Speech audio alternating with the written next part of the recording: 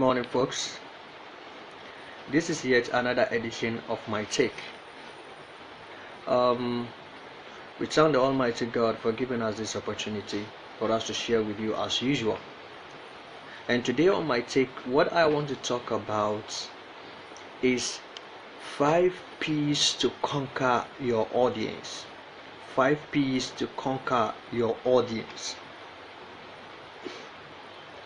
Are you preparing for an audition, or going for an interview, or maybe probably going to make a presentation for your company, or as a student preparing yourself to go and defend your thesis or what have you? It is very, very important for you to let me just say, reinforce yourself around these 5 P's, so that at the end of the day you are able to conquer and make your audience very calm and very sober to you, and like your presentation as well. So let's get started. 5 P's to conquer. 5 P's to conquer. The number 1 P that I want to talk about is purpose. Purpose. If you are preparing for the audition, an interview, a presentation for your company, you must know your purpose. You must know the purpose. You must define your purpose alongside with your aims, your objectives, as well as what the motive behind the presentation. You must define that. When you define your purpose, this is what I want to do. So the why question, your purpose answers that question.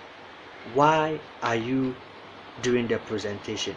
If you know why you are doing the presentation, then your purpose is defined. There are so many people who goes into a lot of things, rush into a lot of decisions making without actually not defining their purpose. If you do not know the purpose for which you are where you are, then rethink, sit calmly, and start all over. Your purpose must be the stepping stone that will drive you to that destination. Then the next P is planning. I think in my previous video I've dealt with planning in-depth plan about planning. So if you check up on my previous videos about the key to planning, you get so much about planning. But this, I just want to give you that summary of what I mean about planning. Planning is simply gathering the necessary information or gathering the necessary tools that will assist you in achieving that purpose. That is simply what we're talking about. So if you are going for a presentation, let's say for example you're going for a presentation, trying to sell out to your company, you're trying to sell out to yourself, your talent, to an audience, so that they can buy into whatever that you have got. So it's just like coming to a marketplace to sell what you have got. So if you are making that presentation, then it means that in your planning you must gather all the necessary information that is needed to make sure that you do not make your presentation out of context, or maybe you don't emphasize on issues that are not too much relevant and end up wasting so much of time with your audience. So you must gather all the necessary information. So planning stage, I call it the gathering of information stage. You gather all the necessary tools that you need to help you achieve your purpose, which is your stepping stone we talked about earlier. Then when you gather those information, when you gather all those necessary information needed for you to achieve that purpose, that is what you do at the planning stage. I'll give you an example. Just like you're going for an audition, and maybe the audition is about music, or is about entrepreneurs who have ideas. What do you need to do? You don't just sit down and pick anybody's book, anybody's proposal, and said you are going there to defend it. No. You must know why you are going there. Is it your own idea? If it's your own idea, how did you come by the information that you need? How do you gather the information in that proposal that you can help to convince your audience that this is actually the original property that belongs to you? So sometimes people goes to gather so much of secondary information that they forgot about getting the primary information from the right source. At the end of the day, what happened? You end up messing up your audience. You end up making your audience feel like you are not being sincere. So it's very important for you to gather information at the planning stage. So gathering of the necessary tools needed to help you achieve your purpose is what I mean by planning. Then the third P is known as what? Preparation. Preparation.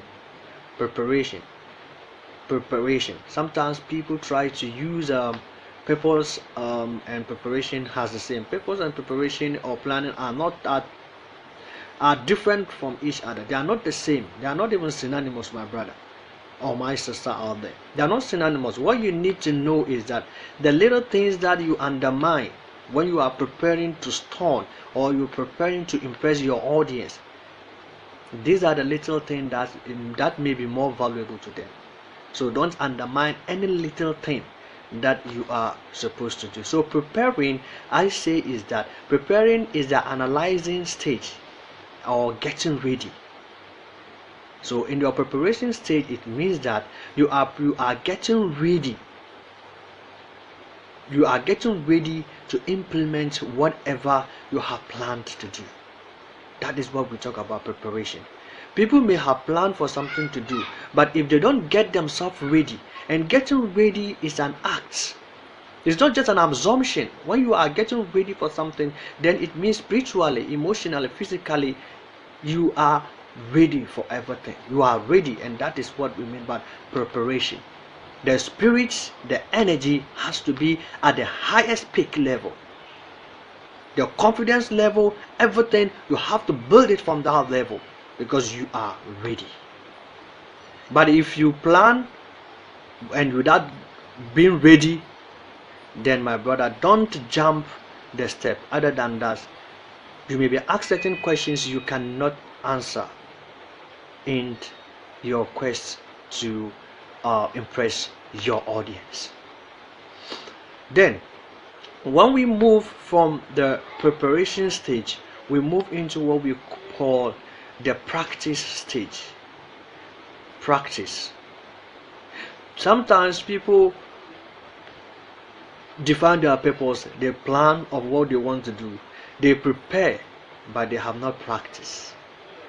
And this is sometimes what makes the differences between somebody who have practiced over and over about what they are coming to give to the audience and someone who just sit down and just assume that, oh, with Savara is in English language, I can read it and I come to make my presentation. No, my brother, no matter how smart you are, give yourself even the little possible time you can have at all. Give yourself that little time to practice. You have to practice, and practice in this stage is practical, is action. You have to do all the kind of demonstrations.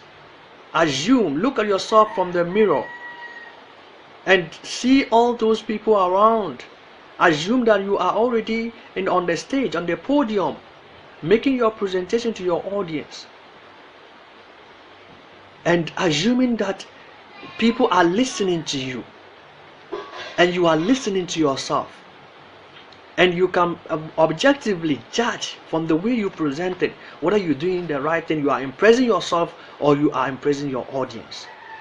You must do it over and over and over again, and that is the act of practice.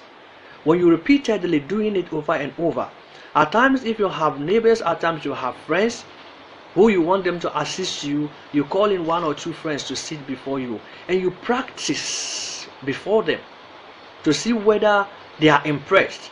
And once they are impressed with you, then definitely there's a possibility that at least you have given yourself the opportunity to practice over and over. At least it reduces the level of nervousness that you will feel on stage when you have the opportunity to make your presentation or on the audition or whatever interview you are going to do. So don't forget to practice. And the last stage is what we call present. Present stage, I call it the judgment day. That is the day where all that you have defined, your purpose, your planning, your preparation, your practice, this is the day. This is the D-Day that you will have to stone your audience. All that you have put in place, this is where you are going to impress your audience. Believe me or not, if you have done all these 4 P's well, then on the 5P, which is the presentation, presents, that is now the practical thing. You are now meeting the original audience. It's not in the case of practice where you have to get just any other audience, or maybe look yourself through the mirror and assume. Today you see yourself through the eyes of your audience. There's no longer mirror for you to look at yourself and assume whether you're doing the right thing or not. But as you have already done that, it gives you that kind of confidence, and you begin to assume when you were practicing how you did it, and when you stand on stage, the same way you are going to deliver. And nervousness is natural, but you try as much as possible to reduce the nervousness. And the best way that can reduce your nervousness is your level of practices that you have actually engaged in. And on the presentation day, you are going to just present practically and straightforward to your audience without no shaking. And that is the only way you can stone and conquer the stage. Folks, this is what I've got for you for today. Thank you for listening to me.